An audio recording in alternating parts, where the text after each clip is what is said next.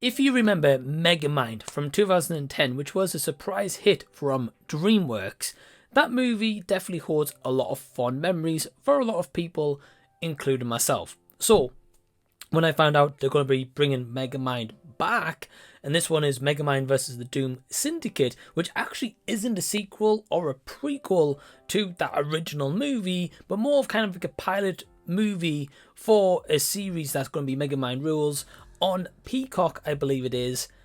I was a little bit hesitant, and after checking this one out, I can tell you guys, it's absolutely terrible.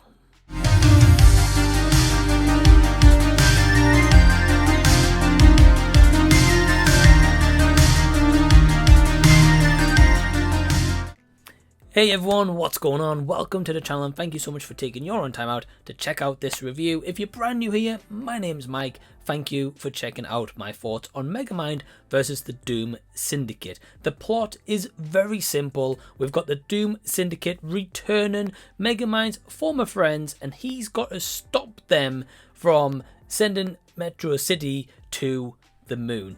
And I haven't really got any positives, I'm going to be honest with you guys, which is unfortunate because, as I said, I really enjoyed the 2010 Megamind. I remember going to the cinema and seeing this movie, well, the original movie, of course. It does have some flashbacks to that said original movie to set up the story, because when we get introduced to Megamind, who this time is voiced by Keith Ferguson, who did voice Megamind character in the video game and also the McDonald's commercial, we get a flashback reminder where he's like, okay, let me run you through the past events, and it shows you clips from that movie in 2010. So this time around, none of the original voice cast return. We have got the same writers, Brent, Simons and Alan Schoolcraft. The director is Eric Fogel, who has done a lot of kind of animation projects previously, but what was most interesting is he was a writer for the show back in the day of Celebrity Deathmatch, and I remember enjoying that. Now, if I watched that nowadays, would it hold up? Maybe, maybe not. I can't comment on that, but we're not here to talk about that. But I just thought it was a very interesting subject. But this has absolutely zero charm of that original movie did. If I'm going to give any positives, it's nice to see Megamind back in a way. Is it a sequel or a pilot series or spin-off that we kind of need? No, absolutely not. I think they could have definitely done a sequel to the original and had a bit more of a follow-up of, you know, what's been going on all these years and what's been happening, which this movie, although it's not associated with that original apart from showing the kind of the events, and it's more of like a pilot movie for this series, it tries very hard to be a spin-off sequel addressing what previously happened. I don't think really it knows what it wants to be, and this is where basically it goes into my negatives, because the animation itself is very low quality.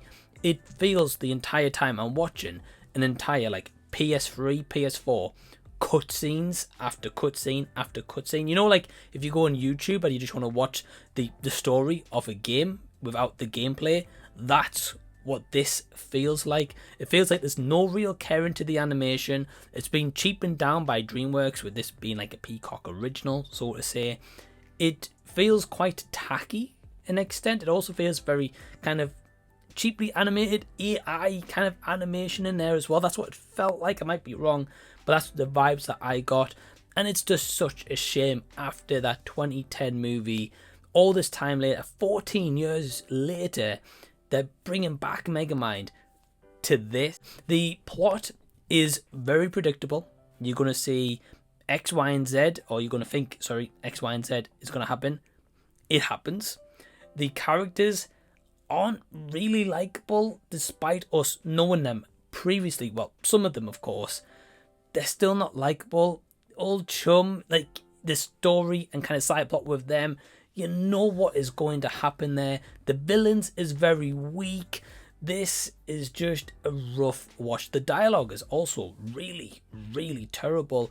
It also throws in 14 years later, by the way, after we're now getting a new project, it throws in so many modern references that it's just shoehorned in. For example, there's this little girl who's like the fan club president of Megamind, And of course, she's a social media influencer, 500,000 followers, or 500,000 people watching a live, whatever it is. And I was just like, why do we need that in Megamind? Seriously, why do we need that? And it's just shoehorned in. It feels as if it's trying to tailor towards today's kids in a way, kind of alienating the audience who first saw this back when and may be interested in this new development, but it feels like it's alienating them and kind of more tailored for the kids of today, where it's just a dumbed down experience. It's not clever. It doesn't want the audience to be left with questions or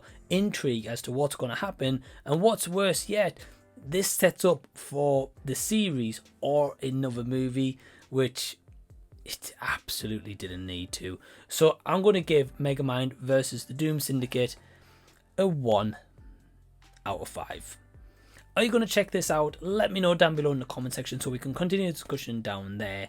If you've enjoyed this video, certainly give it a thumbs up. Helps the YouTube algorithm. Feel free to subscribe by clicking the red button down below. I do want to give a shout out to all my awesome Patreons who help to really support me and the channel. Really means a lot. If you want to join, click the link down below in the description box. You can join from £2 per month.